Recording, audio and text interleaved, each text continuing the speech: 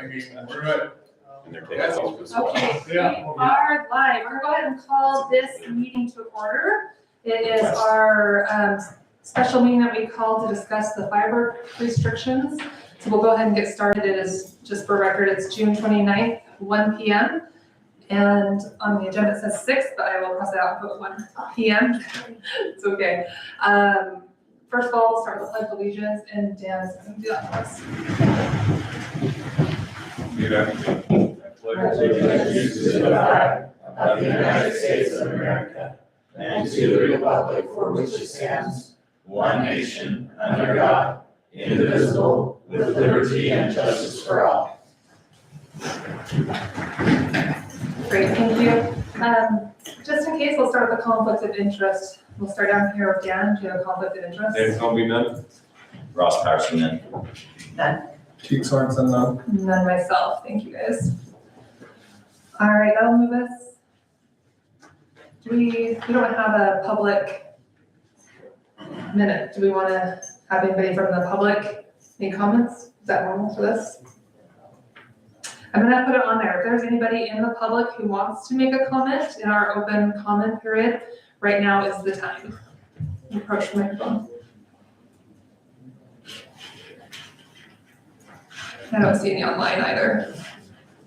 Okay, we'll go ahead and move on to why we're here for the firework restrictions.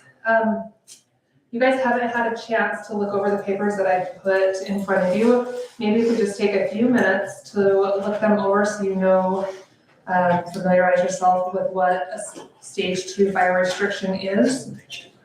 These are documents that Weaver Fire has given to us, so we kind of know what stage 2 means, and this safe fireworks discharge site considerations, which I think would be really helpful to just scan over really fast before we go into deeper conversation.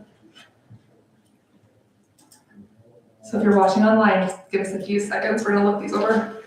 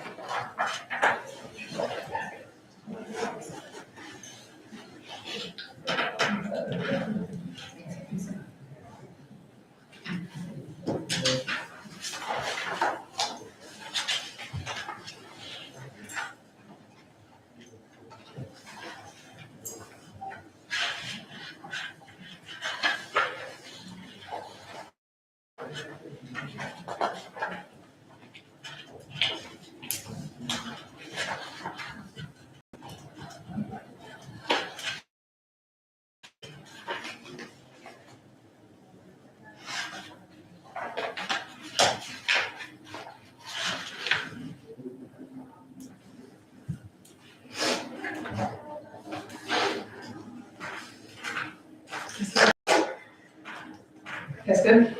Okay, all right.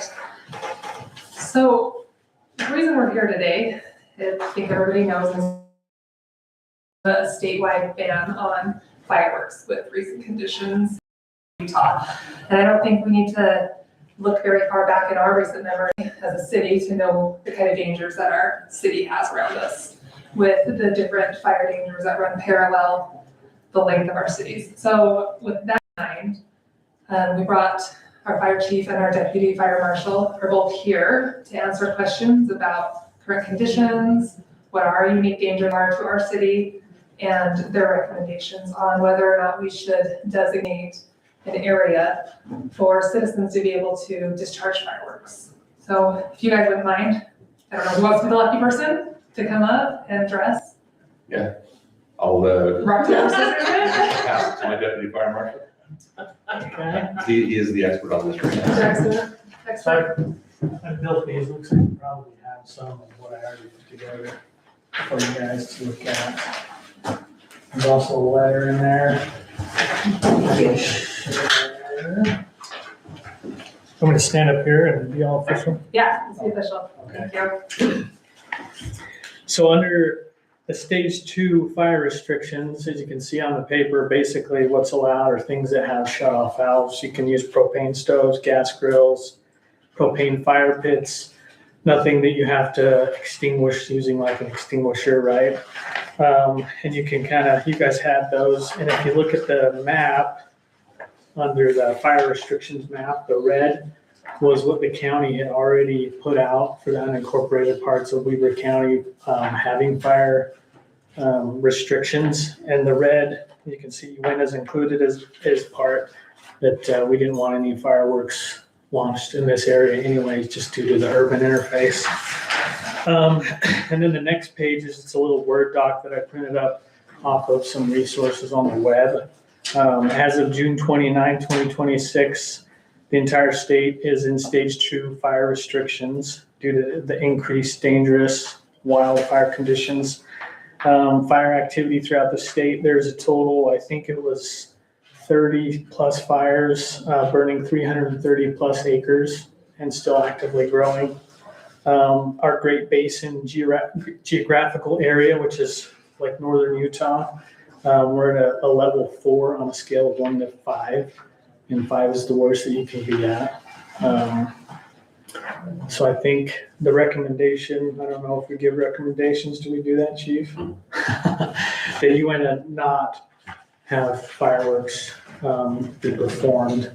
Just because if you put everybody in one spot to launch them, if you take them to the city park and say, hey, go launch your fireworks here, everyone's going to smash in there, they're going to light them off 10 to 15 feet away from each other, and then that causes a whole other slew of problems, right? Leaves your park a mess. If you provide dumpsters, the dumpsters catch on fire. It's just kind of like a progressive thing. The more you try and accommodate, sometimes it doesn't help. So, questions? Is there any questions? Not for me.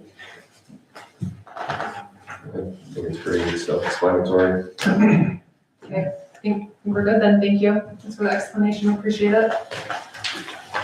Okay, so just opening it up to discussion with the rest of the council on your thoughts about designating an area for citizens to congregate to light off fireworks. Do you feel that that is safe? I don't know if safe is the I don't think there's a safe area to light off fireworks, but we could designate an area for people to light them off. My issue is, if you're at a level 4 and 5's the worst, number one, I think that should tell you all you need to know. The amount of fires that we have in the state right now. And so you have to think about all the firefighters are off fighting fires. And so the more fires we have wherever they're at, we get less and less personnel and safety for our firefighters as well. But the place that we could only designate would pretty much be the park. And it's sandwiched between 2 railroad tracks that have a lot of, overgrown weeds and things that will catch on fire quite quickly.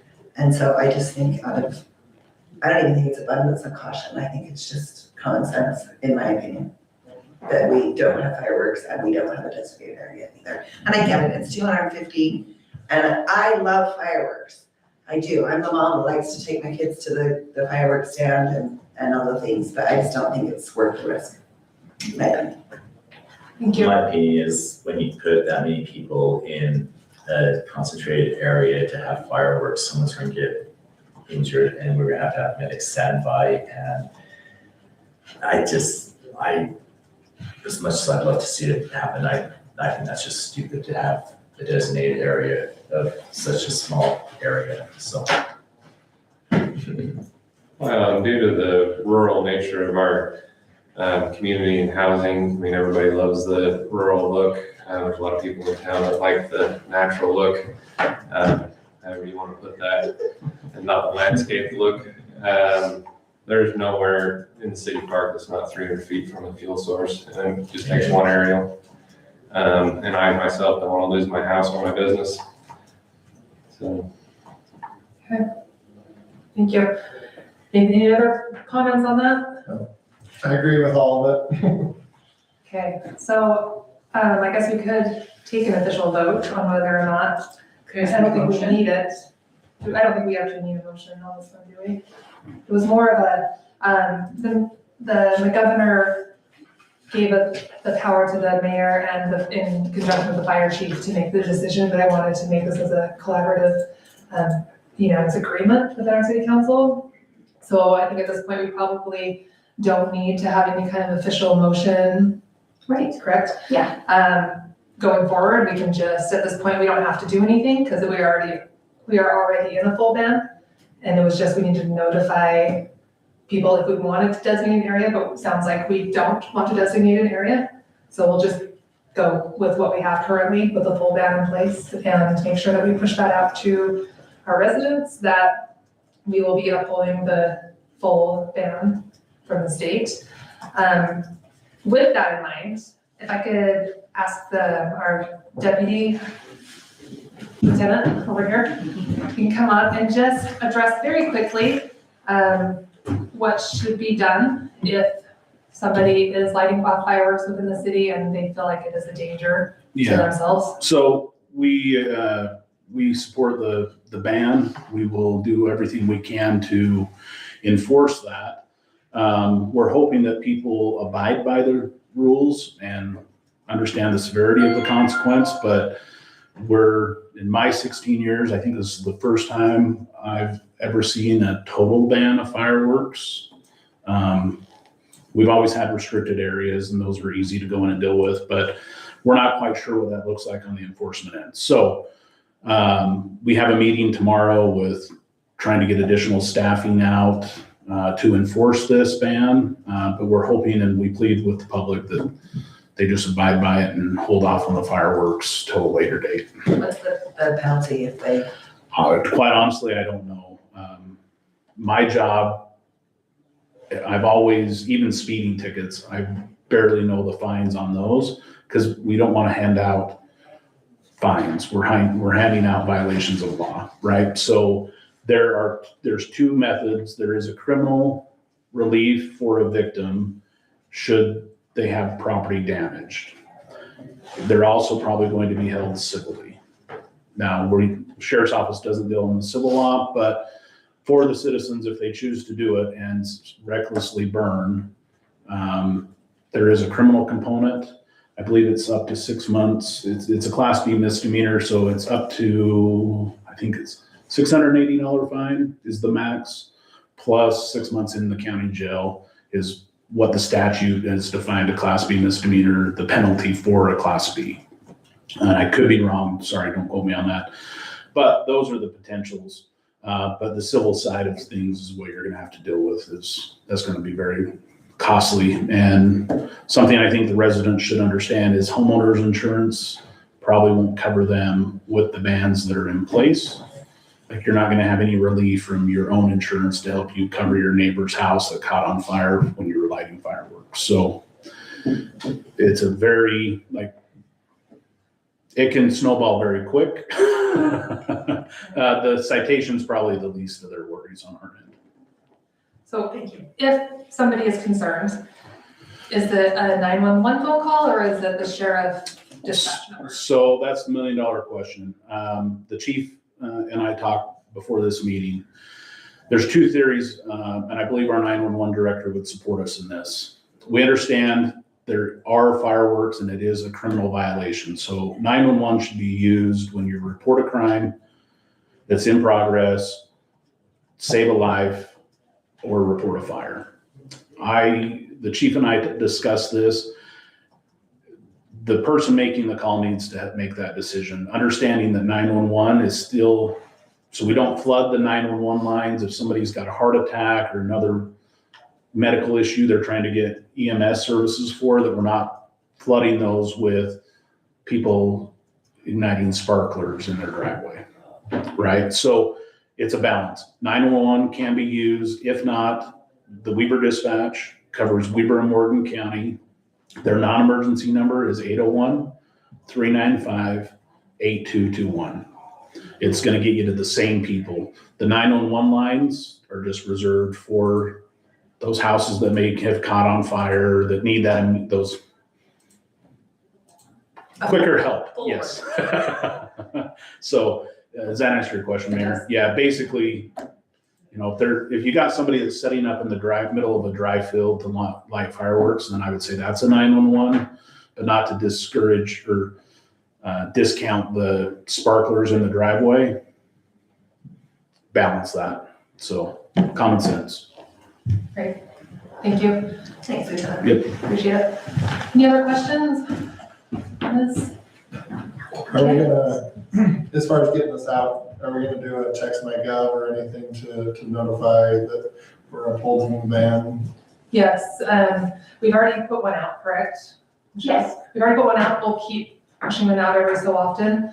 I think it would be a really good opportunity for us to encourage people to sign up for Text My Gov. So that is our main medium of getting out our information to citizens. So spread the word, have somebody, it would be a great goal to have every household have at least one person that's receiving the text messages from us so they can be notified within a timely manner. But we'll do it in our normal ways with newsletter, Text My Gov, Facebook, website. We put it out on everything that we can.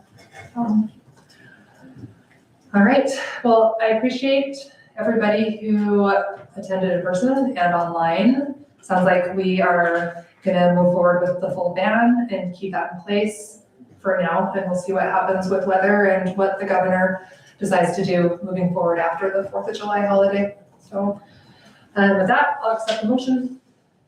I'll make a motion, we adjourn. I'll second. Motion is second. Any discussion? All in favor, say aye. Aye.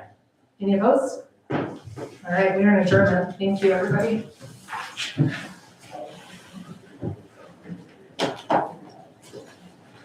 How am I supposed to have my newsletter? Right.